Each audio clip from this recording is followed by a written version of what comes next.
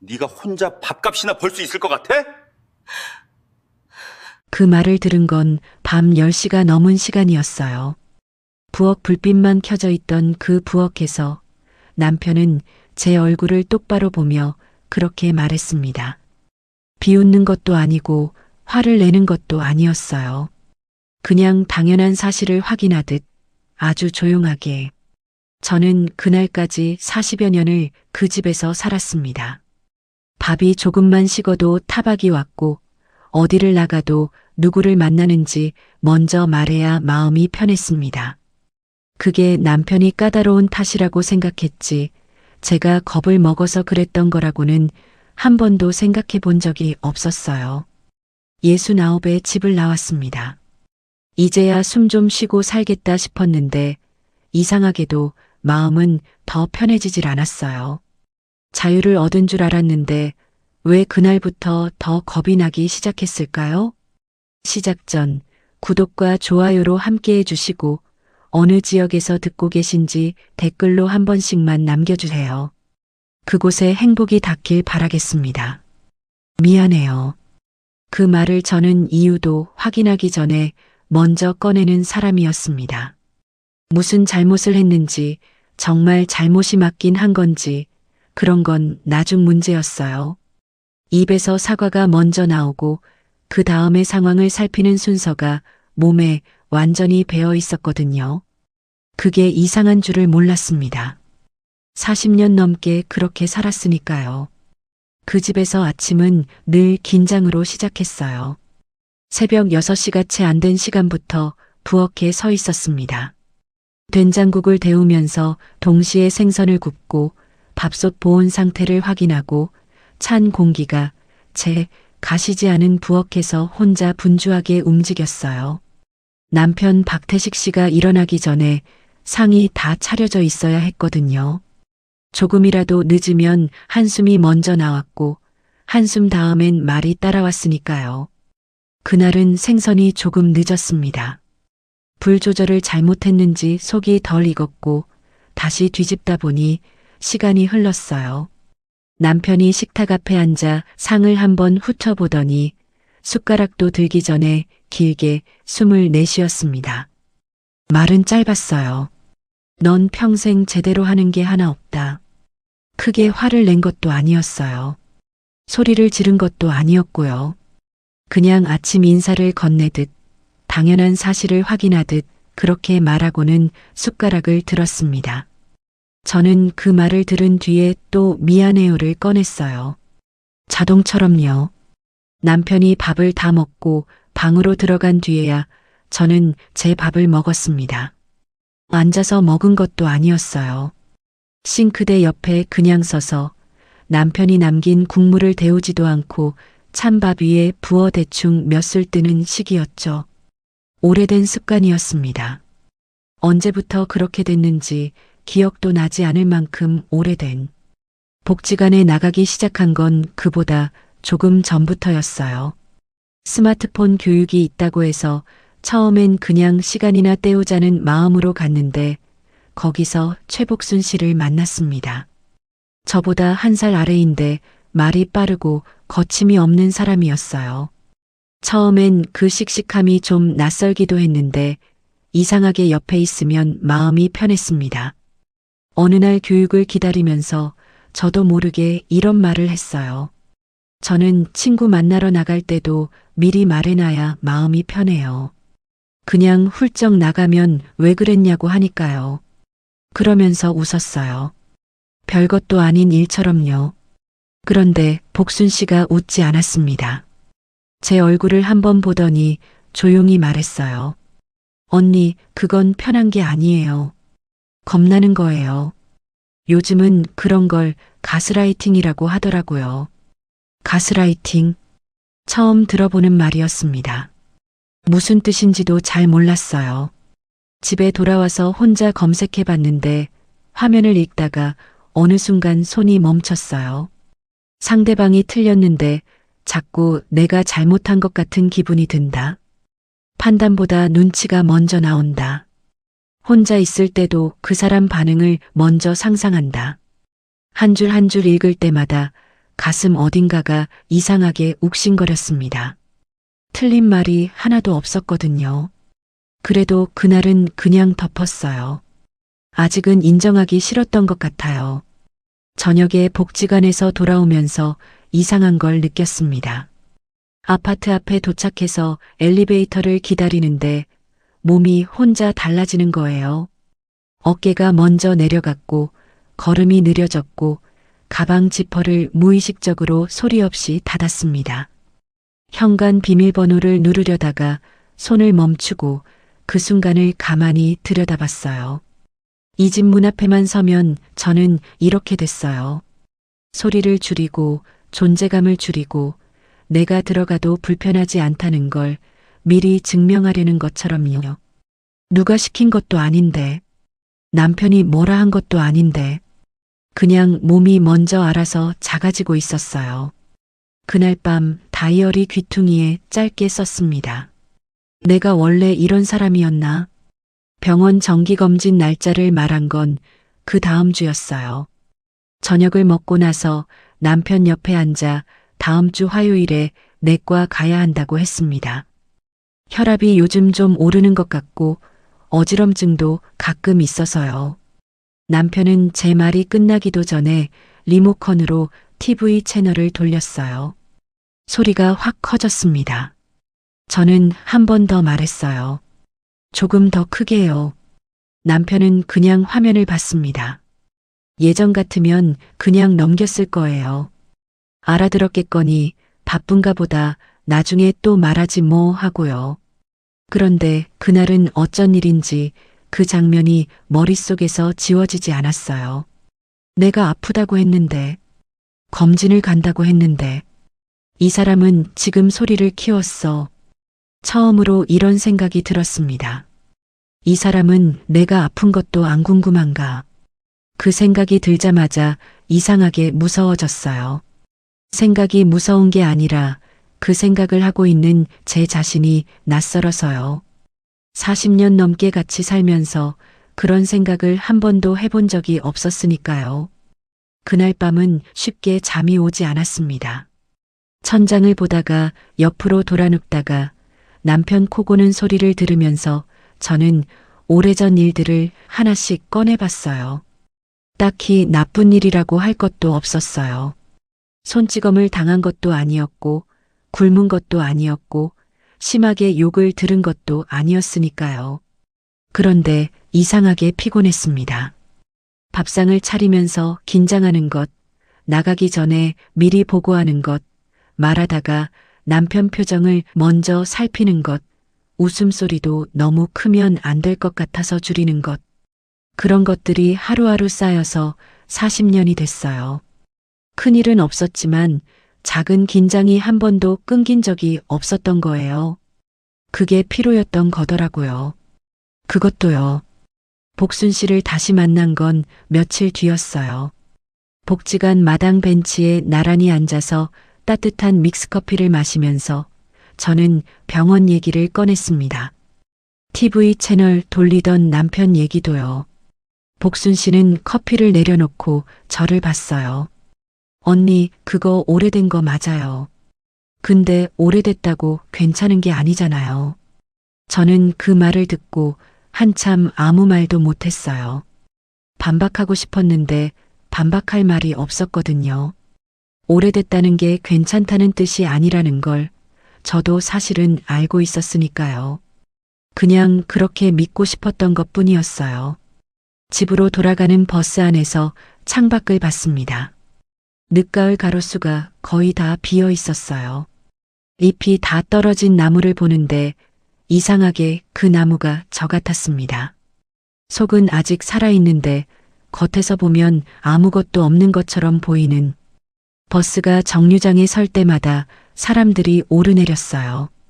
저는 그 사람들 얼굴을 하나하나 보면서 저 사람들도 집에 들어가기 전에 어깨가 먼저 내려가는 사람이 있을까 그런 생각을 했어요. 있을 수도 있겠다 싶었습니다. 이게 저만의 일은 아닐 수도 있겠다 싶었고요. 그런데 그렇게 생각한다고 해서 가벼워지진 않았어요. 집에 들어가서 저녁을 차렸습니다. 남편은 식사 중에 2번 말했어요. 국이 싱겁다는 것, 그리고 반찬 가짓수가 적다는 것. 저는 2번 다 알겠어요 라고 했습니다.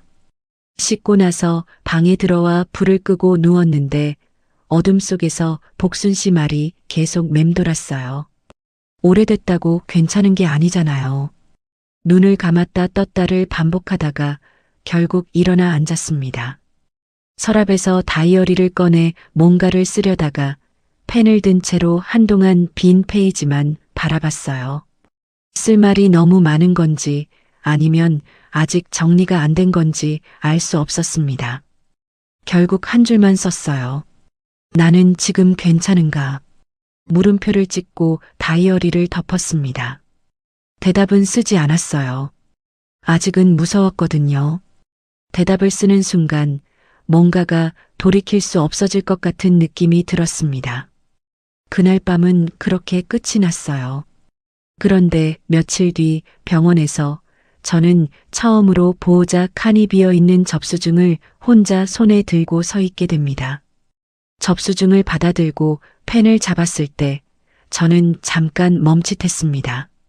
환자 이름, 생년월일, 주소, 연락처. 거기까지는 괜찮았어요. 그런데 그 다음 칸에서 손이 멈췄습니다. 보호자. 그 2글자 옆에 빈 선이 하나 그어져 있었어요. 저는 그 선을 한참 봤습니다. 뭔가를 써야 하는데 쓸 이름이 바로 떠오르지 않았어요. 남편 이름을 쓰면 되는 거 아닌가 싶었다가 그러면 연락처도 써야 하고 그럼 병원에서 전화가 갈 수도 있고 그러면 또 뭐라 할 텐데 하는 생각이 차례로 이어졌습니다. 결국 그 칸을 비워두고 접수 창구에 냈어요. 직원이 접수증을 보더니 올려다봤습니다. 보호자분은 안 오셨어요? 혼자 왔어요. 짧게 대답했는데 직원은 별다른 말 없이 접수 처리를 해줬습니다. 그게 다였어요. 별일도 아니었죠. 근데 대기 의자에 앉아서 번호표를 들고 기다리는 동안 그 빈 칸이 자꾸 눈앞에 어른거렸어요. 대기실은 저처럼 나이 든 사람들로 가득했습니다. 옆자리엔 70쯤 돼 보이는 할머니가 아들로 보이는 남자와 나란히 앉아 있었어요. 아들이 접수증을 직접 챙기고 번호표도 들고 있었습니다. 할머니가 뭔가 말하면 아들이 고개를 끄덕이며 들었어요. 특별히 다정한 것도 아니었고 그냥 거기 같이 있는 것뿐이었는데 저는 시선을 돌렸습니다. 남편 박태식 씨는 그날 아침 제가 병원 간다고 말했을 때 소파에 앉아 신문을 보고 있었어요. 내과 가야 한다고 했더니 신문 페이지만 넘겼습니다. 못 들은 건지 들었는데 할 말이 없는 건지 저는 한 번 더 말했어요. 남편은 그때서야 혼자 못 가? 라고 했습니다. 그게 대답이었어요. 진료실에서 의사 선생님은 혈압 수치를 보면서 조심스럽게 말했습니다. 스트레스성 증상이 좀 보여요. 식사 시간 불규칙하신 거 아닌가요? 긴장 상태가 오래 유지되면 이런 수치가 나와요. 저는 네 하고 짧게 대답했습니다. 가족분이랑 같이 사세요? 남편이랑 둘이요. 남편분은요? 바쁘셔서요. 의사가 잠깐 저를 봤어요. 뭔가 더 물어보려는 것 같다가 그냥 처방전을 썼습니다. 식사 시간을 지키고 무거운 걸 들지 말고 스트레스 받는 상황을 줄이라고 했어요. 그 말을 듣는 동안 저는 속으로 생각했습니다.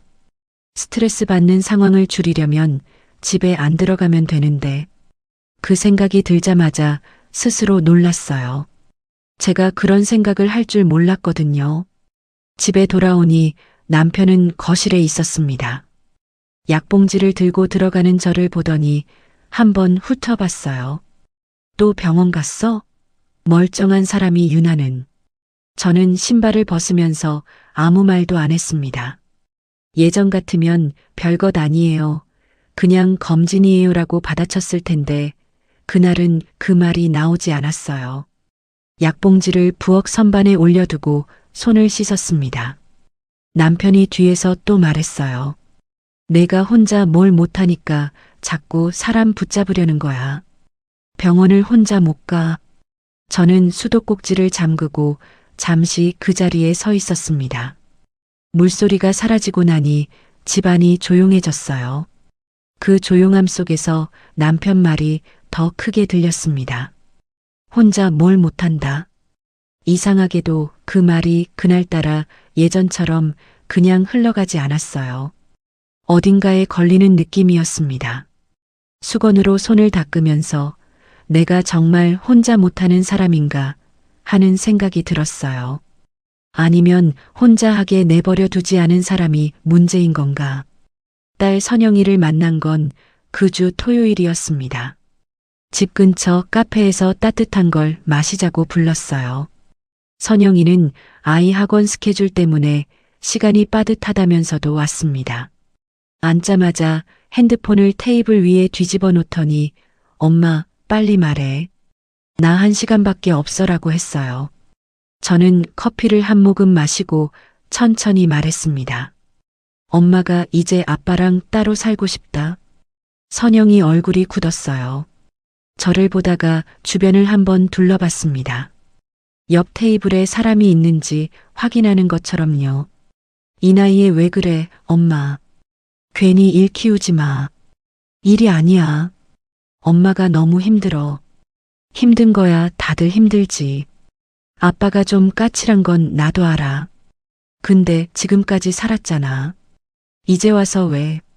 저는 그 말을 듣고 잠깐 창밖을 봤어요.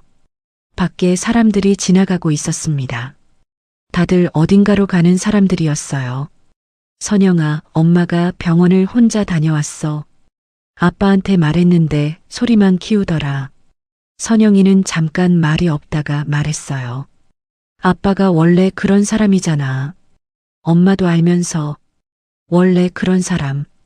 저는 그 말을 속으로 한 번 더 되뇌었습니다. 원래 그런 사람이라서 괜찮다는 건지, 원래 그런 사람이라서 어쩔 수 없다는 건지. 선영이는 그 뜻을 구분하지 않고 말한 것 같았어요. 핸드폰이 진동했습니다. 선영이가 화면을 보더니 엄마 나 가봐야 할 것 같아라고 했어요. 자리에서 일어나면서 너무 힘든 결정은 나중에 천천히 해. 지금 당장 어떻게 하겠다는 건 아니잖아라고 덧붙였습니다. 저는 혼자 남아 식어가는 커피를 봤어요. 나중에 천천히. 그 말이 얼마나 오래된 말인지 선영이는 몰랐을 거예요. 저는 40년 동안 나중에 천천히를 반복해왔거든요. 아들 준호한테는 문자를 먼저 보냈습니다. 잠깐 볼 수 있냐고요. 준호는 다음날 저녁에 짬이 난다고 해서 동네 감자탕집에서 만났어요. 준호는 밥을 먹으면서 제 말을 들었습니다. 선영이처럼 주변을 살피진 않았어요.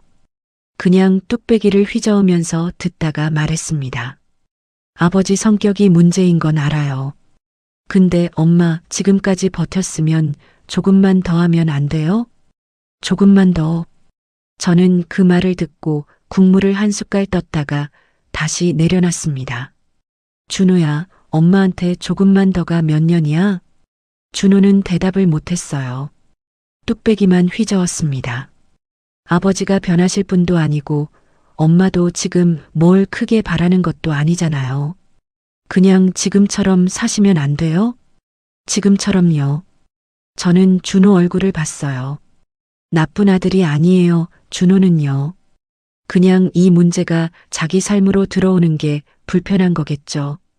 그게 밉다기보다 그냥 서운했습니다. 이 불편함이 준호한테는 잠깐이지만 저한테는 40년이었으니까요. 감자탕집을 나오면서 준호가 집에 잘 들어가요라고 했습니다. 저는 네 하고 걸었어요. 그날 밤이었어요. 남편이 뉴스를 보다가 광고 나오는 틈에 저한테 말했습니다. 선영이한테 뭐라고 했어? 선영이가 전화했더라. 저는 아무 말도 안 했습니다. 쓸데없는 소리 하고 다니지 마. 애들 귀찮게 하지 말고. 그러고는 다시 TV를 봤어요. 저는 그 자리에 잠깐 서 있다가 방으로 들어왔습니다. 문을 닫고 침대 끝에 앉았어요. 어둡게 해놓고 그냥 앉아 있었습니다. 쓸데없는 소리. 그 말이 여러 번 머릿속을 돌았어요. 내가 병원을 혼자 다녀온 것도, 보호자 칸을 비워둔 것도, 자식들한테 솔직하게 말한 것도, 남편한테는 다 쓸데없는 소리였던 거예요. 그 밤에 저는 새벽 3시까지 잠을 못 잤습니다. 뒤척이다가 결국 핸드폰을 켰어요. 화면이 밝아지면서 눈이 시렸습니다. 검색창에 천천히 입력했어요. 가정법원 이혼 상담. 손가락이 조금 떨렸어요. 검색 버튼을 누르기 전에 잠깐 멈췄습니다. 이걸 누르면 뭔가가 시작되는 것 같은 느낌이 들었거든요. 아직 아무것도 결정한 게 아닌데 그냥 찾아보는 것 뿐인데도요. 그래도 눌렀습니다. 화면에 번호가 떴어요. 저는 그 번호를 저장하지는 않고 그냥 눈으로만 오래 봤습니다. 핸드폰을 내려놓고 천장을 봤어요. 이 번호를 실제로 누르게 될지는 아직 몰랐습니다. 그런데 찾아봤다는 것 자체가 저한테는 처음 있는 일이었어요. 40년 동안 한 번도 이런 걸 검색해 본 적이 없었으니까요. 창밖에 새벽 하늘이 조금씩 밝아오고 있었습니다. 저는 그 하늘을 보다가 눈을 감았어요. 다음 날 아침 저는 또 새벽 6시에 일어나 된장국을 끓였습니다. 남편 밥상을 차리면서 어젯밤에 검색했던 번호가 자꾸 손끝에서 맴도는 것 같았어요. 가정법원은 생각보다 조용한 곳이었습니다. 드라마에서 보면 뭔가 크고 무거운 곳 같은데 실제로 가보니 그냥 오래된 건물이었어요. 복도에 형광등이 켜져 있고 대기 의자가 줄지어 있고 번호표를 뽑아서 기다리는 곳이었습니다. 저처럼 나이 든 사람도 있었고 젊은 부부도 있었고 혼자 온 사람도 있었어요. 저도 혼자였습니다. 상담 신청을 하고 나서 의자에 앉아 기다리는 동안 이상하게 덜덜 떨리지가 않았어요. 오히려 조용했습니다. 여기까지 오는 게 제일 힘들었던 것 같아요. 오고 나니까 그냥 그 다음 일을 하면 되는 것 같았거든요. 상담사가 절차를 설명해 줬습니다. 협의 이혼과 재판 이혼의 차이, 재산 분할, 서류 준비 목록. 저는 메모지에 받아 적으면서 고개를 끄덕였어요. 손이 조금 느렸지만 멈추지는 않았습니다. 집에 돌아와서 남편한테 말했어요. 나 이혼하고 싶어요. 남편은 TV를 보다가 고개를 돌렸습니다. 표정이 크게 바뀌지 않았어요. 잠깐 저를 보더니 피식 웃었습니다. 뭐, 이혼? 내가? 그 웃음이 오래 남았어요. 그 뒤로 2달이 지났습니다. 남편은 처음엔 무시하는 쪽으로 반응했어요. 제가 꺼낸 말을 못 들은 척하거나 밥상 앞에서 아무 일도 없다는 듯 앉아 있거나 가끔 비웃듯 한마디를 얹었습니다. 혼자 어디서 살게. 돈이 있어야 살지. 이 나이에 이혼한 여자 어떻게 보는지 알아? 애들이 뭘 하겠어. 저는 그 말들을 들을 때마다 흔들리긴 했어요. 안 흔들렸다고 하면 거짓말이에요. 밤에 혼자 누워서 정말 내가 할 수 있을까? 나가면 어떻게 살지? 그런 생각이 파도처럼 밀려오기도 했습니다. 그런데 이상하게도 아침이 되면 마음이 다시 가라앉았어요. 오히려 단단해지는 느낌이었달까요? 그 말들을 들을수록 내가 왜 나가야 하는지가 더 선명해지는 것 같았습니다. 선영이는 2번 더 말렸어요. 준호는 한 번 더 전화해서 엄마 진짜 생각 다시 해봐요라고 했습니다. 저는 2 사람한테 똑같이 말했어요. 엄마가 결정한 거야. 조정 기일 날이었습니다. 가정법원 조정실 앞 복도에 저와 남편이 나란히 앉아서 기다렸어요. 나란히라고 해도 서로 말은 없었습니다. 남편은 정장을 입고 왔어요. 저는 그걸 보면서 이 사람이 이런 자리에 정장을 입고 오는 사람이라는 걸 처음 알았습니다. 40년을 같이 살았는데 조정실 안으로 들어가서 자리에 앉았어요. 조정위원이 양쪽 이야기를 들었습니다. 남편은 조용했어요. 큰 소리도 안 쳤고 흥분하지도 않았습니다. 오히려 그게 더 이상했어요. 여기서도 저를 상대할 가치가 없다는 듯 조용히 앉아 있는 거니까요. 조정이 끝날 무렵 남편이 저한테 말했습니다. 조정위원도 있는 자리에서 아주 낮고 조용한 목소리로요. 지금 나가면 네가 손해야. 누가 널 받아줘. 저는 그 말을 들었어요. 들으면서 손이 테이블 밑에서 살짝 쥐어졌습니다. 근데 이상하게도 무너지지 않았어요. 예전 같으면 그 말 한마디에 한참 흔들렸을 텐데 그날은 달랐어요. 받아줄 사람이 없어도 괜찮다는 생각이 들었거든요. 처음으로요. 도장을 찍었습니다. 손이 완전히 무너지지는 않았어요. 떨리긴 했지만 멈추지는 않았습니다. 도장이 종이에 찍히는 그 순간 저는 눈을 감지 않았어요. 똑바로 봤습니다. 후련하지는 않았어요. 울지도 않았고요. 그냥 조용했습니다.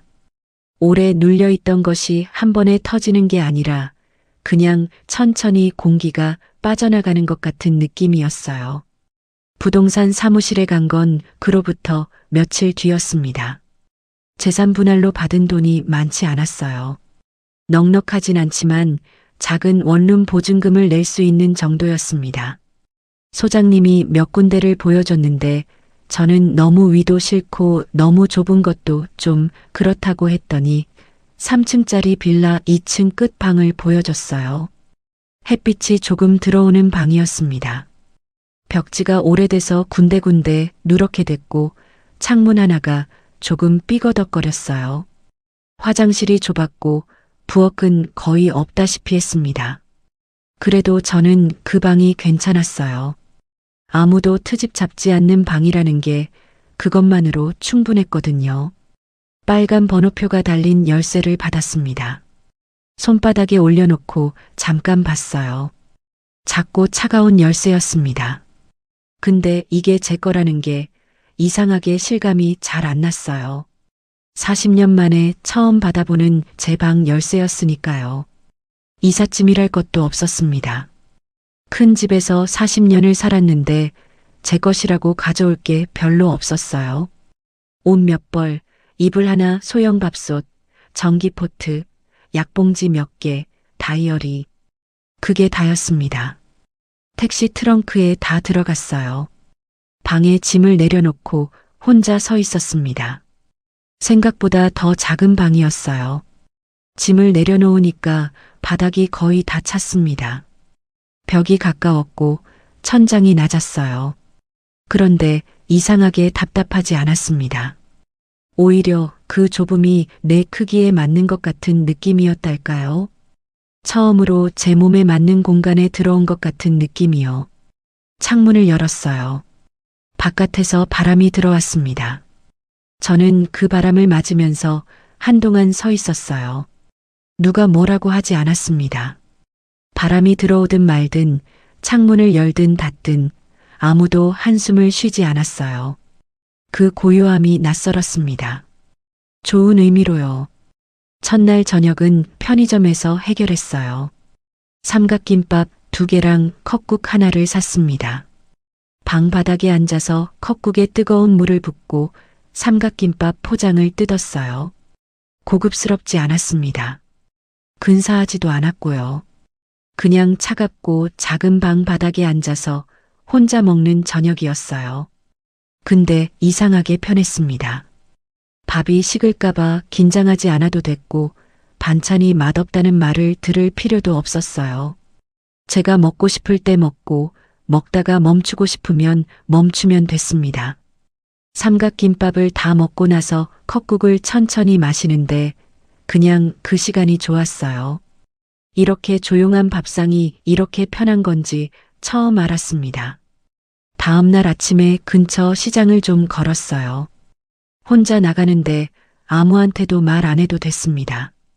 그냥 나왔어요. 문을 잠그고 계단을 내려가고 골목으로 걸었습니다. 시장 입구 옷가게 앞에서 밝은색 스카프가 눈에 들어왔어요. 하늘색이었는데 오랫동안 저는 눈에 띄는 색을 잘 안 했거든요. 남편이 촌스럽다고 했어서요. 그냥 샀습니다. 집에 돌아와서 목에 둘러봤어요. 거울을 보니까 낯설었습니다. 이 색이 저한테 어울리는지 아닌지도 잘 모르겠는데 그냥 제가 고른 거라는 게 좋았어요. 밤에는 리모컨을 오래 쥐고 있었습니다. 채널을 돌리다가 드라마를 봤어요. 중간에 광고가 나와도 채널을 안 바꿨습니다.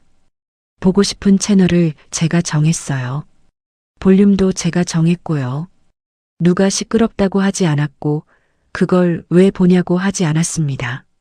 자정이 넘어서 TV를 껐어요. 이불을 덮고 누웠는데 이상하게 잠이 잘 왔습니다. 예전엔 밤마다 뭔가를 걱정하면서 잠들었는데 그날은 걱정보다 피곤함이 먼저였어요. 좋은 피곤함이었습니다. 내 하루를 살아서 생긴 피곤함이요.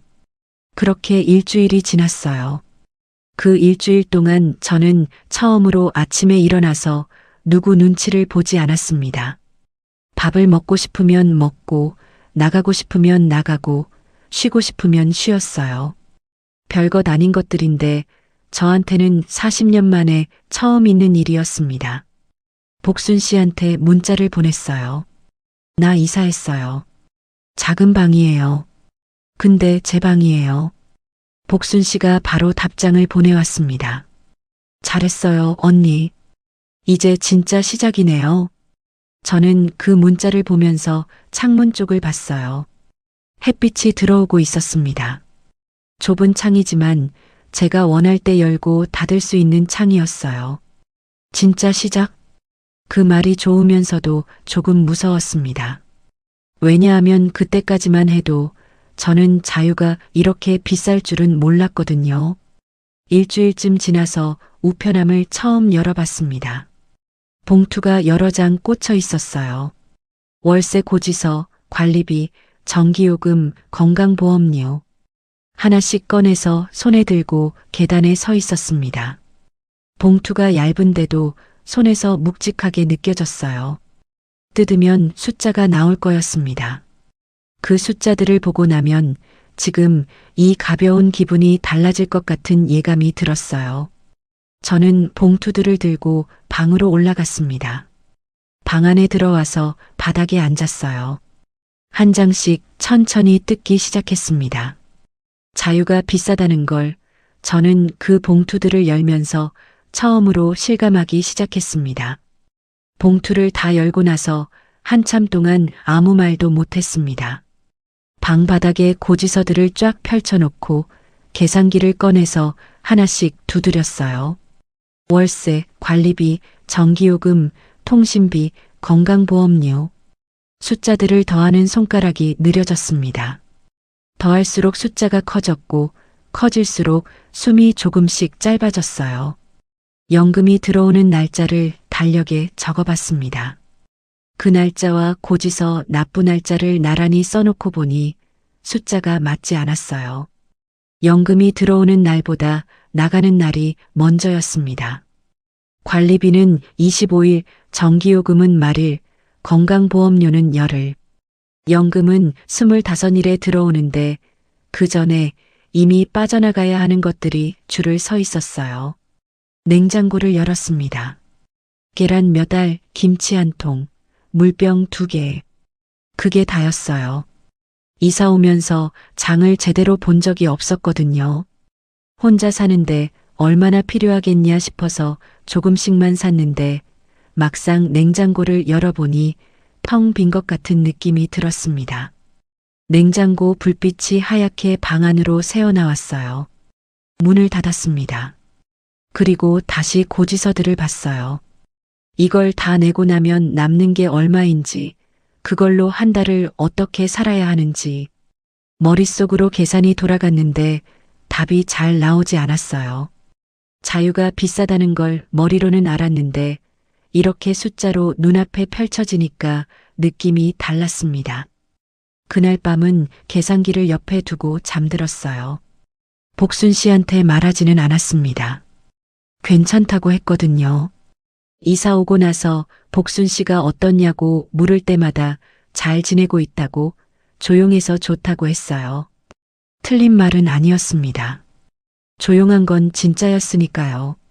근데 조용함이 좋으려면 배가 불러야 한다는 걸 그때는 좀 느슨하게 생각했던 것 같아요. 일자리를 알아보기 시작한 건 이사 온 지 열흘쯤 됐을 때였습니다. 복지관 게시판에 붙은 공고들을 봤어요. 요양보호사 보조, 급식 보조, 환경미화. 자격증이 필요한 건 당장 못하고 나이 제한이 있는 건 걸렸습니다. 몇 군데 전화를 해봤는데 대부분 나이를 먼저 물었어요.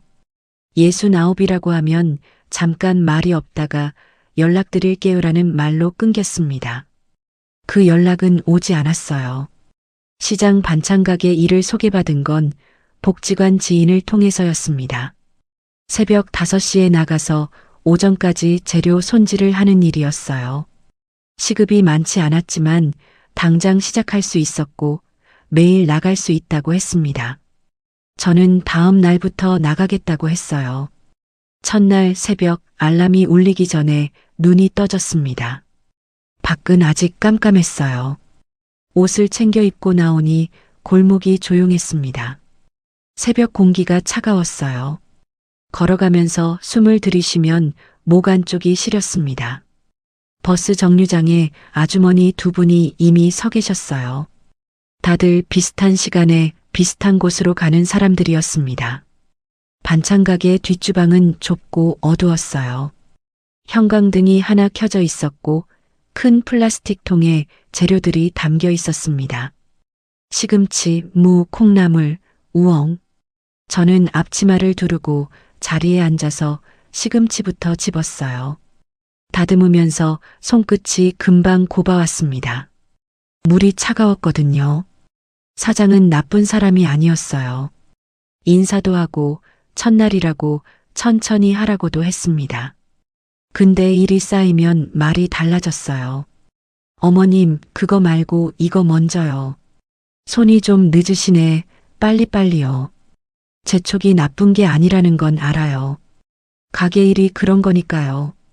근데 손이 빨리 안 움직이는 게 하기 싫어서가 아니라 원래 그게 한계였어요.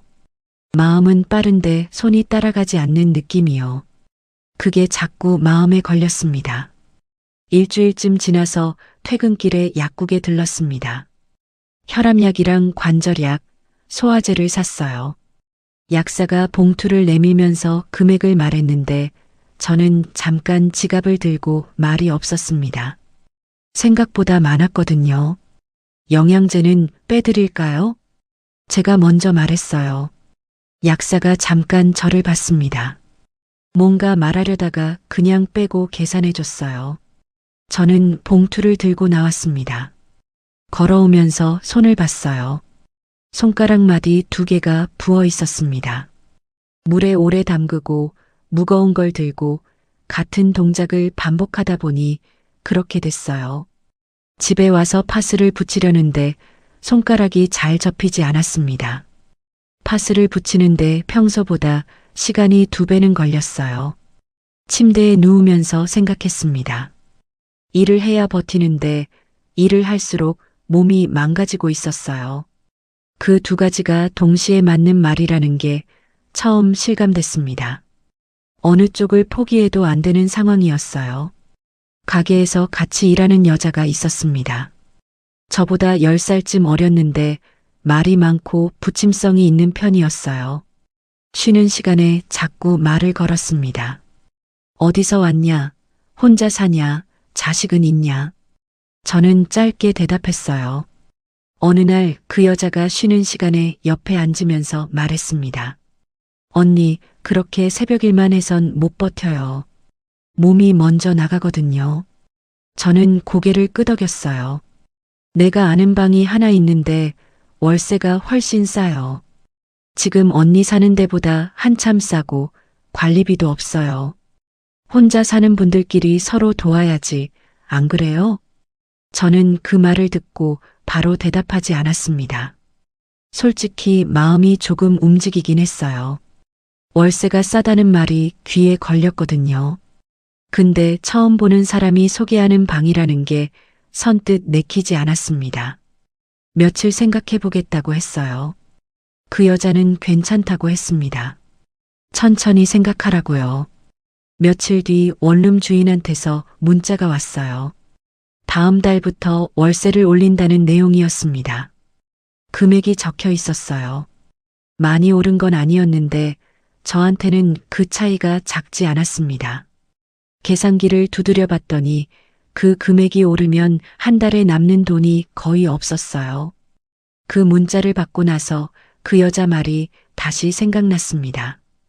월세가 훨씬 싸다는 말, 관리비도 없다는 말, 혼자 사는 사람끼리 서로 돕는다는 말. 저는 다음날 가게에서 그 여자한테 조심스럽게 물었어요. 그 방 아직 있어요? 그 여자가 환하게 웃었습니다. 있어요. 내가 직접 주인한테 얘기해 줄게요. 이틀 뒤 그 여자가 말했습니다. 주인이 괜찮다고 했다고요. 보증금을 조금 넣으면 되고 월세는 지금보다 훨씬 싸다고 했습니다. 이번 주 안에 결정하면 바로 들어갈 수 있다고요. 저는 그날 밤 오래 생각했어요. 이 사람을 믿어도 되는지, 잘 모르는 사람한테 돈을 건네도 되는지. 근데 생각할수록 지금 원룸에서 오른 월세를 낼 자신이 없었어요. 몸도 점점 힘들어지는데 돈까지 더 빠져나가면 버티기가 어려웠습니다. 결국 다음날 통장에서 돈을 찾았어요. 봉투에 넣어서 가게에서 건넸습니다. 그 여자는 봉투를 받으면서 말했어요. 내일 영수증 가져다 줄게요, 언니. 걱정 마요. 저는 고개를 끄덕였습니다. 그런데 다음날 그 여자가 가게에 나오지 않았어요. 사장이 오늘 어디 갔냐고 저한테 물었는데 저도 모른다고 했습니다. 쉬는 시간에 전화를 눌렀어요. 연결음이 몇 번 가다가 안내 멘트로 넘어갔습니다. 저는 다시 눌렀어요. 또 안내 멘트였습니다. 점심때도 눌렀어요. 퇴근하면서도 눌렀어요. 전화는 끝까지 연결되지 않았습니다. 집에 돌아와서 통장을 꺼냈어요. 잔고를 확인했습니다. 숫자를 보는데 숨이 턱 막혔어요. 화장실로 달려갔는데 정작 토할 것도 없었습니다. 변기 앞에 쪼그리고 앉아서 한동안 그 자리에 있었어요. 얼마 안 되는 돈이었어요. 남들이 보면 별것 아닌 금액일 수도 있었습니다. 근데 저한테는 새벽부터 나가서 차가운 물에 손을 담그고 손가락 마디가 부어오르면서 번 돈이었어요. 몸을 쓰고 받은 돈이었습니다. 그게 봉투째 사라진 거예요. 딸 선영이한테 전화창을 열었다 닫았습니다. 아들 준호한테 문자창을 켰다 지웠어요. 뭐라고 말해야 할지 몰랐어요. 사기를 당했다고? 모르는 사람을 믿었다고? 그 말이 입안에서만 맴돌고 나오지 않았습니다. 결국 아무한테도 연락하지 못했어요. 다음날 새벽에도 일어났습니다. 알람이 울리는데 몸이 무거웠어요. 그래도 일어났어요. 씻고 옷을 입고 가게로 갔습니다. 그 여자 자리는 비어 있었어요. 사장이 아무 말도 안 했고 저도 아무 말도 안 했습니다. 물을 씻으면서 손가락 마디가 쑤셨어요. 오전 내내 양념통을 옮기다가 무거운 통을 들 때 손목이 꺾였습니다. 순간적으로 아팠는데 아프다고 말을 못했어요. 사장 눈치가 보였거든요. 참고 오전을 마쳤는데 퇴근할 때 손목에 힘이 잘 들어가지 않았습니다. 사장이 보더니 말했어요. 어머님, 며칠 쉬고 나오세요. 손목 그러면 일을 못하잖아요. 저는 네 라고 했습니다. 쉬고 나오라는 말이 쉬어도 된다는 말이 아니라는 걸 저는 알았어요. 며칠 쉬면 며칠치 돈이 없는 거였으니까요. 집에 와서 손목에 파스를 붙이면서 창밖을 봤습니다. 하늘이 흐렸어요. 빨래를 널어놨는데 안 마를 것 같았습니다. 작은 방 안에 혼자 앉아서 손목을 감싸쥐고 한동안 가만히 있었어요. 그때 핸드폰에 문자가 왔습니다. 원룸 주인이었어요. 짧은 문장이었습니다. 다음 달엔 연장 어렵겠습니다. 저는 그 문자를 읽고 또 읽었어요. 몇 번을 읽어도 내용이 달라지지 않았습니다. 다음 달엔 연장 어렵다는 말은 나가야 한다는 말이었어요.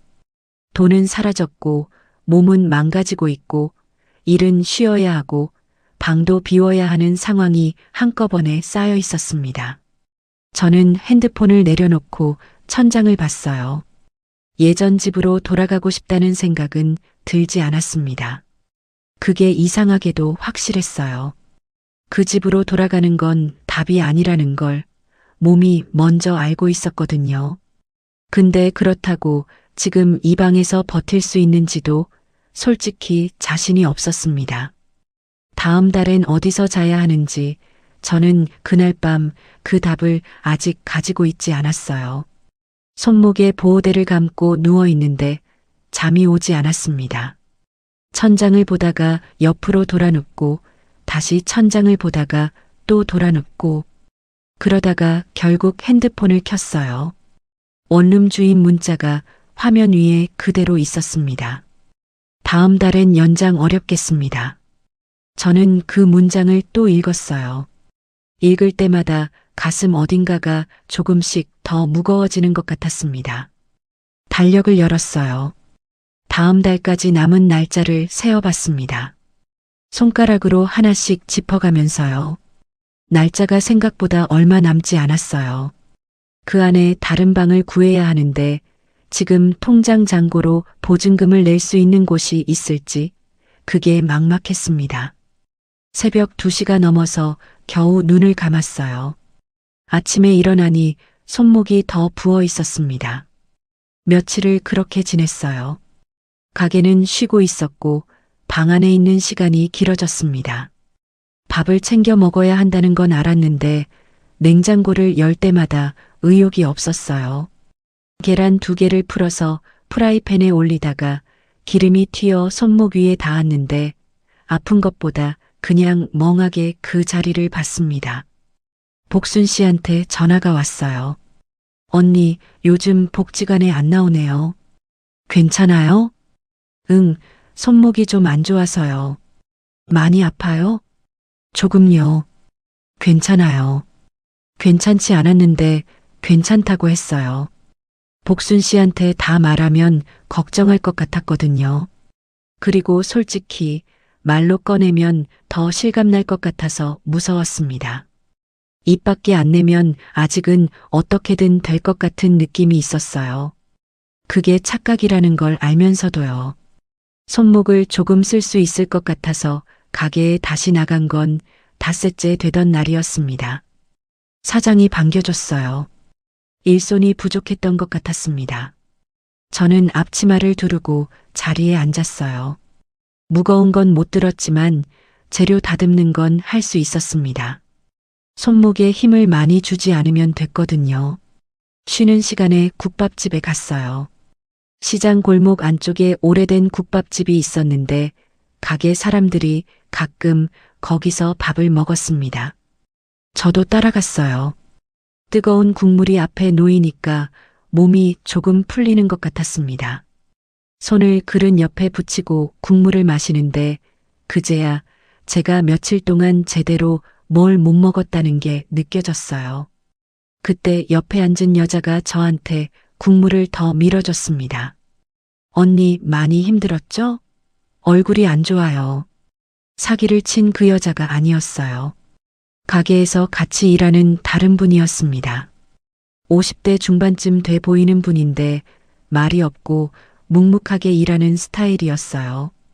이름은 경숙 씨였습니다. 손목 때문에요. 괜찮아요. 경숙 씨가 국물을 한 모금 마시고 말했어요. 언니, 나 사는데 근처에 방 하나 나온다는 얘기 들었거든요. 주인 할머니가 조용한 분이고 관리도 잘 돼 있어요. 작긴 한데 깨끗하고 월세도 많이 싸다던데. 저는 그 말을 듣는 순간 숟가락을 멈췄습니다. 방 얘기, 싼 월세, 아는 사람, 좋은 주인. 똑같은 말이었어요. 지난번에 사기친 그 여자가 했던 말이랑 거의 토씨 하나 틀리지 않았습니다. 저는 경숙 씨 얼굴을 봤어요. 나쁜 사람처럼 보이지 않았습니다. 그냥 옆에서 같이 일하던 사람이었고 밥도 같이 먹던 사람이었어요. 그런데 무서웠어요. 지난번에도 그렇게 생각했거든요. 나쁜 사람처럼 안 보인다고.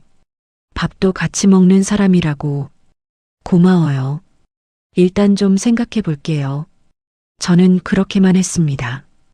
더 듣지 않았어요. 집에 돌아와서 문을 잠그고 바닥에 주저앉았습니다. 무릎을 세우고 그 위에 팔을 얹고 얼굴을 묻었어요. 어둡고 조용했습니다. 손목이 욱신거렸어요. 경숙 씨가 나쁜 사람이 아닐 수도 있어요. 진짜로 좋은 방을 알고 있을 수도 있습니다. 근데 저는 이제 모르겠는 거예요. 어디까지 믿어야 하는지를요. 이 사람은 괜찮고 저 사람은 안 괜찮다는 걸 저는 구분할 자신이 없었습니다. 그 자신감이 한번 부서지고 나니까 사람 얼굴을 보는 게 달라졌어요. 좋게 말을 거는 사람이 이제 무서웠습니다. 먼저 다가오는 사람이 긴장됐어요. 그게 맞는 감각인지 틀린 감각인지도 몰랐습니다. 그냥 다 조심하게 됐어요. 며칠 더 지나서 결국 경숙 씨한테 그 방 얘기를 다시 꺼냈습니다. 직접 주인한테 연락할 수 있냐고 물었어요.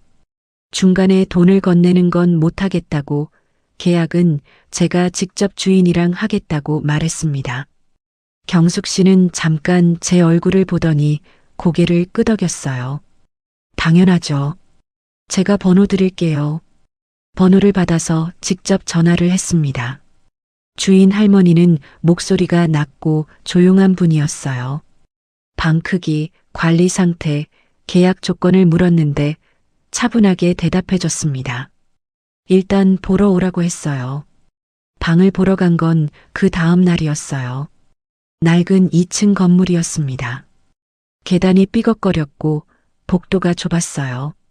방은 지금 원룸보다 더 작았습니다. 창문이 하나였고 부엌은 벽에 붙은 싱크대 하나가 전부였어요. 근데 깨끗했습니다. 주인 할머니가 직접 청소를 해놨는지 바닥이 닦여 있었고 창문도 열어놔서 환기가 돼 있었어요. 냄새가 나지 않았습니다. 저는 창문을 열어봤습니다. 골목이 내려다 보였어요. 낮은 담장 너머로 이웃집 화분이 보였습니다. 작은 것들이었는데 그게 이상하게 마음을 조금 가라앉혔어요. 계약서를 직접 읽었습니다. 한 줄 한 줄 손가락으로 짚으면서요. 주인 할머니가 기다려줬어요. 재촉하지 않았습니다. 계약을 했어요. 이삿날을 잡아놓고 원룸을 정리하기 시작했습니다. 큰 짐이 없었는데도 정리하면서 자꾸 손이 멈췄어요. 전기포트를 박스에 넣었다가 꺼냈다가 작은 밥솥을 닦다가 그냥 한참 들고 서 있었습니다. 이 방에서 몇 달을 살았는데 그게 짧은 것 같으면서도 이상하게 길게 느껴졌어요. 처음으로 혼자 밥을 먹던 날, 리모컨을 마음대로 들던 날, 스카프를 사던 날. 그 장면들이 방 안에 남아있는 것 같았습니다. 약봉지를 챙기다가 바닥에 잠깐 주저앉았어요. 방이 비워질수록 자기 삶도 너무 가벼워진 것 같은 느낌이 들었습니다. 가져온 것도 별로 없었는데 가져갈 것도 별로 없는 게 40년을 살았는데 비닐봉지 2개에 내 전부가 담긴다는 게 그 가벼움이 홀가분하지만은 않았어요. 한동안 그냥 거기 앉아 있었습니다. 새 방으로 이사 오는 날 비가 조금 왔어요. 짐을 들고 좁은 계단을 오르는데 손목이 쑤셨습니다. 무거운 건 최대한 줄였는데도 보호대를 감은 손목으로 들어올리는 게 쉽지 않았어요. 방에 짐을 내려놓고 문을 닫았습니다. 빗소리가 들렸어요. 창문에 빗방울이 맺혔다가 흘러내렸습니다. 저는 그 창문 앞에 서서 한동안 그 빗방울을 봤어요. 골목이 젖어 있었고 이웃집 화분도 비를 맞고 있었습니다. 이상하게 울 것 같지 않았어요. 슬프다기보다 그냥 조용했습니다. 이 방도 낯설고 이 골목도 낯설고 이렇게 사는 것도 아직 낯설지만 그래도 여기서 다시 시작하면 되는 것 같은 느낌이 들었어요. 아주 조금이요. 그런데 그날 밤이었습니다. 자려고 누웠는데 얇은 벽 너머에서 소리가 들려왔어요. 처음엔 뭔지 몰랐습니다. 귀를 기울이니까 기침 소리였어요.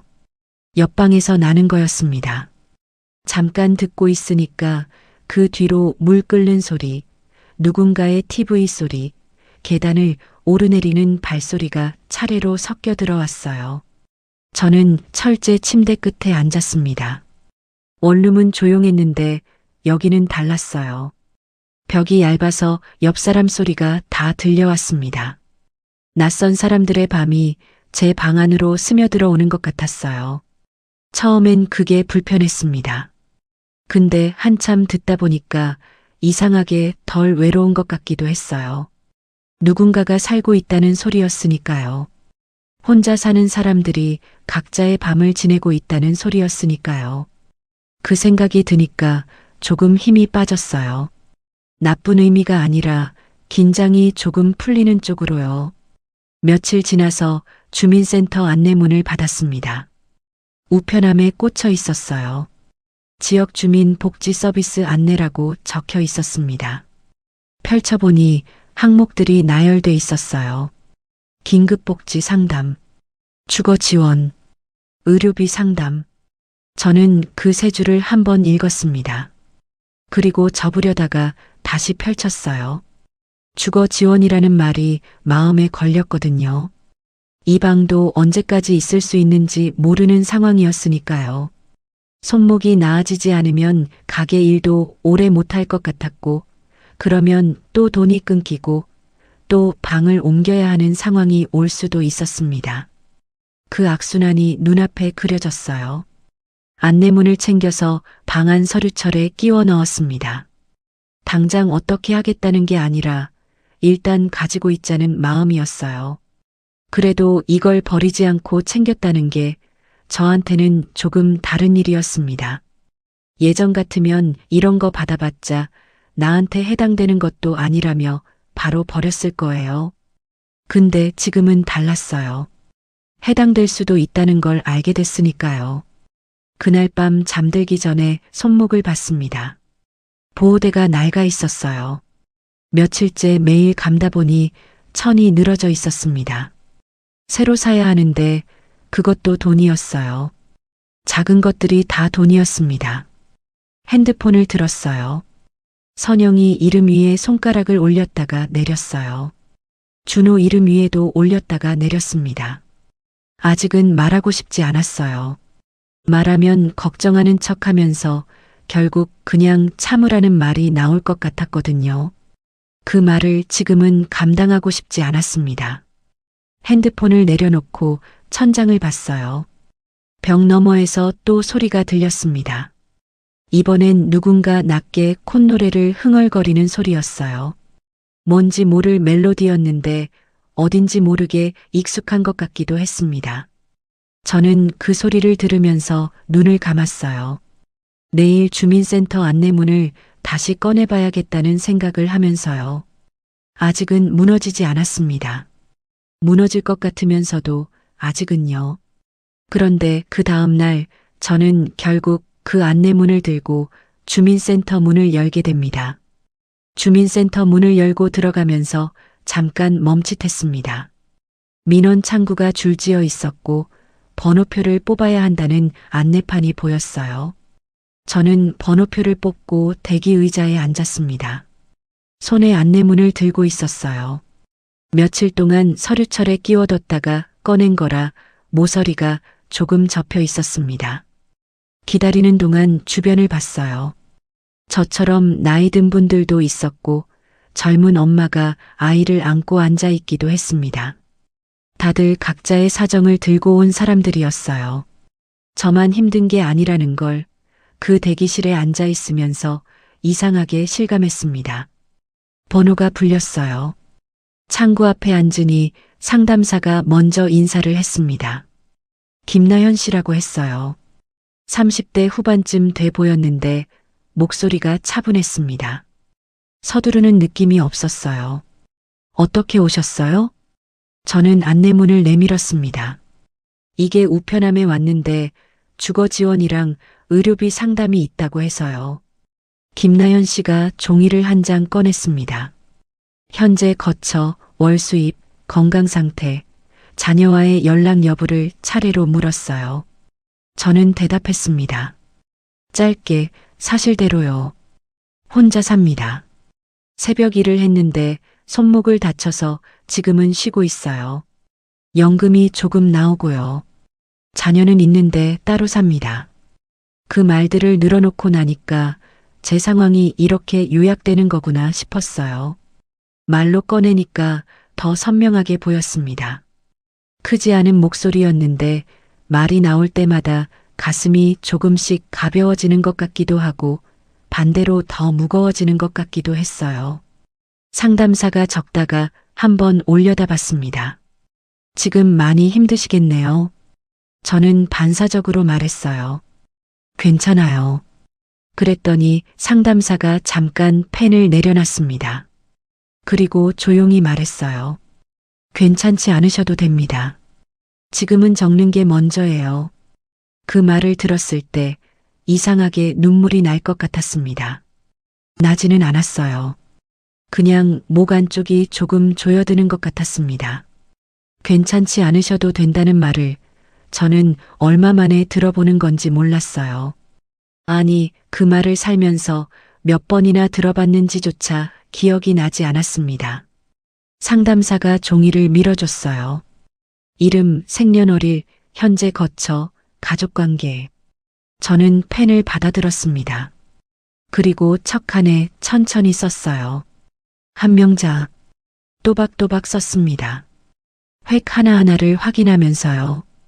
이름을 이렇게 천천히 써본 게 언제였는지 모르겠어요.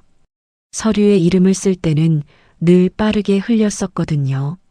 그냥 채워야 하는 칸이었으니까요. 근데 그날은 달랐어요. 한 명자, 69세, 단독세대. 그 세 줄을 쓰는데 꽤 시간이 걸렸습니다. 상담사는 기다려줬어요. 재촉하지 않았습니다. 저는 마지막 칸까지 다 쓰고 나서 펜을 내려놨어요. 이상하게도 눈물보다 손끝에 힘이 먼저 들어갔습니다. 그게 신기했어요. 울 것 같았는데 막상 쓰고 나니까 울지 않았습니다. 손가락 끝이 단단한 느낌이었어요. 상담이 끝나고 나서 여러 가지를 안내받았습니다. 긴급복지 지원 신청 방법, 의료비 지원 항목, 주거 지원 연계 절차, 상담사가 각각 어떤 서류가 필요한지 종이에 적어줬어요. 저는 그걸 받아서 안내문이랑 같이 챙겼습니다. 손목은 정형외과 가보셨어요? 병원에 한 번 갔는데 무거운 거 들지 말라고만 했어요. 의료비 지원 신청하시면 도움이 될 수 있어요. 제가 서류 목록 따로 뽑아드릴게요. 상담사가 프린터에서 종이를 뽑아서 건네줬습니다. 저는 그걸 받아들었어요. 아무도 이런 걸 알려준 적이 없었거든요. 이런 게 있는 줄도 몰랐고 있다 해도 저한테 해당될 거라고 생각하지 않았습니다. 그냥 어딘가에 있는 제도들인 줄로만 알았어요. 나 같은 사람이 쓰는 게 아닌 줄 알았습니다. 주민센터를 나오면서 서류들을 가방 안에 넣었어요. 해가 지고 있었습니다. 주민센터 옆에 작은 공원이 있었어요. 벤치가 몇 개 있는 공원이었는데 저는 거기 잠깐 앉았습니다. 가방을 무릎 위에 올려놓고 손목 보호대를 감은 손을 가방 위에 얹었어요. 편의점에서 두유 하나를 사왔습니다. 따뜻한 걸로요. 손바닥으로 감싸주니까 온기가 전해졌습니다. 한 모금 마셨어요. 달고 따뜻했습니다. 별것 아닌데 그 온기가 그날따라 크게 느껴졌어요. 공원에 사람이 몇 명 있었습니다. 강아지를 산책시키는 아저씨, 이어폰을 끼고 걷는 젊은 여자, 벤치에 앉아 핸드폰을 보는 노인. 다들 자기 시간을 보내고 있었어요. 저도 그 사람들 사이에 앉아서 따뜻한 두유를 마시고 있었습니다. 몸은 아팠어요. 손목이 쑤셨고 다리도 무거웠습니다. 돈은 넉넉하지 않았고 방도 좁았어요. 자식들은 멀었고 앞으로 어떻게 될지도 몰랐습니다. 그런데 예전 집으로 돌아가고 싶다는 생각은 들지 않았어요. 그게 이상하다고 생각했어요. 이렇게 힘들면 돌아가고 싶어야 하는 거 아닌가 싶었거든요. 근데 아무리 생각해봐도 그 생각이 나오지 않았습니다. 몸이 먼저 알고 있었어요. 그 집에는 익숙함은 있었지만 자기 자리는 없었다는 걸요. 밥상을 차리면서 긴장하는 것, 나가기 전에 미리 말하는 것, 한숨 소리를 들으면서 사과를 꺼내는 것. 그게 40년이었습니다. 그 40년으로 돌아가느니 지금 이 좁고 낯선 곳에서 버티는 게 나았어요. 그 마음이 흔들리지 않는다는 걸 두유를 다 마실 때쯤 확인했습니다. 며칠 뒤 손목을 다시 병원에 갔어요. 정형외과 의사가 사진을 보면서 말했습니다. 인대가 늘어났고 무거운 걸 드는 일은 당분간 안 된다고요. 완전히 낫는데 시간이 걸린다고 했어요. 저는 진료비 계산대 앞에 서서 번호표를 들었습니다. 의사 말보다 그 번호표를 더 오래 봤어요. 진료비가 나오면 또 계산이 달라질 테니까요. 주민센터에서 받아온 의료비 지원 서류가 가방 안에 있었습니다. 그걸 신청하면 조금 달라질 수 있다는 걸 알았어요. 예전에는 이런 걸 알아보지 않았을 거예요. 남편이 다 알아서 했으니까요. 아니, 남편이 알아서 했다기보다 제가 알아볼 생각을 못했던 거예요. 내가 알아서 뭔가를 해결한다는 걸 너무 오래 안 해봤으니까요. 이제는 해야 했습니다. 저밖에 없으니까요. 가게에 복귀한 건 손목이 조금 나아지고 나서였습니다. 사장이 반겨줬어요. 무거운 건 당분간 빼주겠다고 했습니다. 저는 고맙다고 했어요. 경숙 씨가 옆에서 시금치 다듬는 걸 도와줬습니다. 말없이 옆에 앉아서 같이 손을 움직여줬어요. 그 조용한 도움이 고마웠습니다. 쉬는 시간에 경숙 씨가 커피를 건네주면서 말했어요. 언니, 요즘 많이 힘들었죠? 네. 근데 지금은 좀 나아요. 다행이다. 그게 다였어요. 더 묻지도 않았고 위로의 말을 길게 늘어놓지도 않았습니다. 그 짧음이 오히려 편했어요. 길게 들어주는 것도 좋지만 그냥 옆에 있어주는 것도 충분하다는 걸 그때 알았습니다. 복순 씨한테 전화를 한 건 그 주 저녁이었어요. 언니 목소리가 좀 다르네요. 괜찮아요? 응. 이제 진짜 좀 괜찮아요. 다행이다. 복지관 나올 수 있어요? 다음 주부터 나가려고요. 전화를 끊고 나서 핸드폰을 내려놨습니다.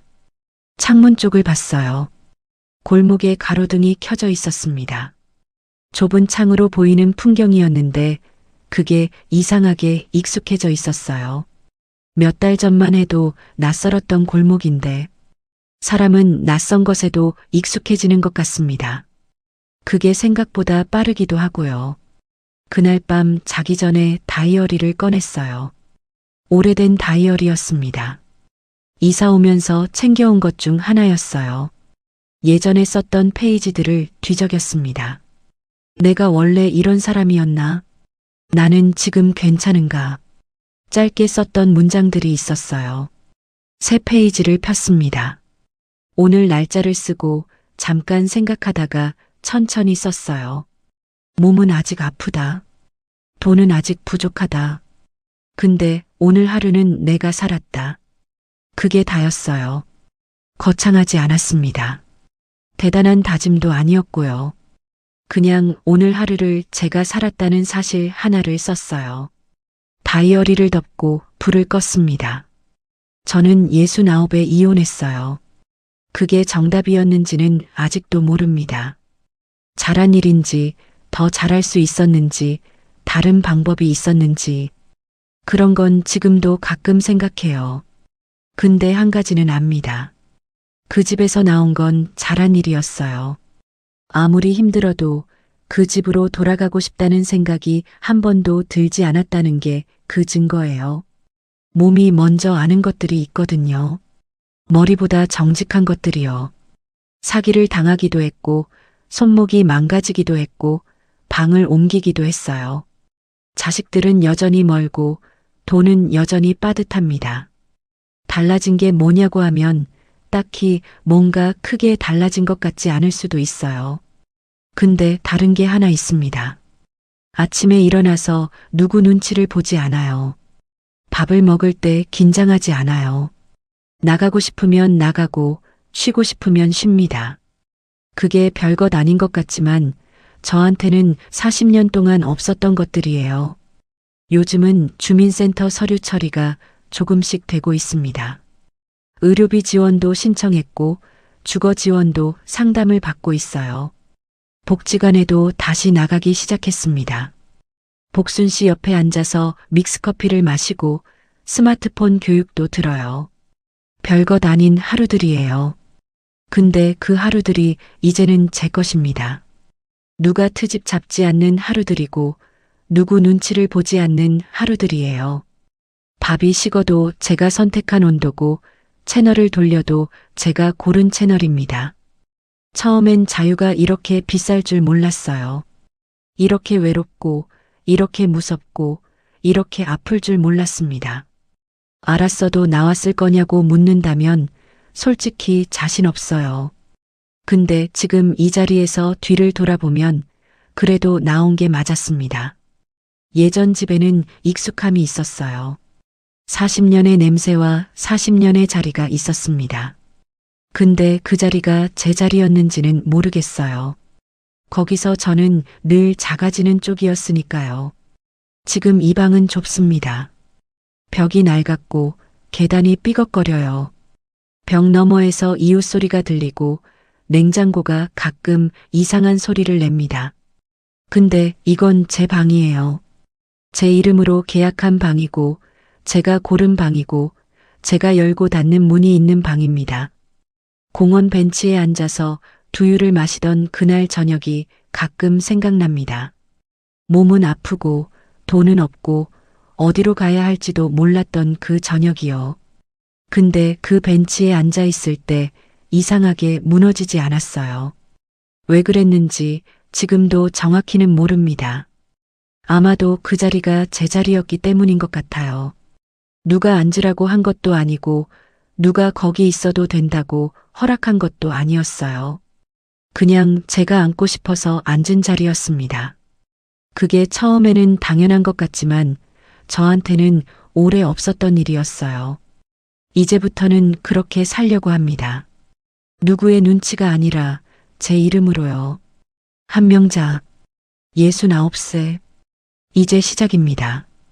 끝까지 들어주셔서 감사합니다. 구독과 좋아요는 다음 이야기를 이어갈 힘이 됩니다.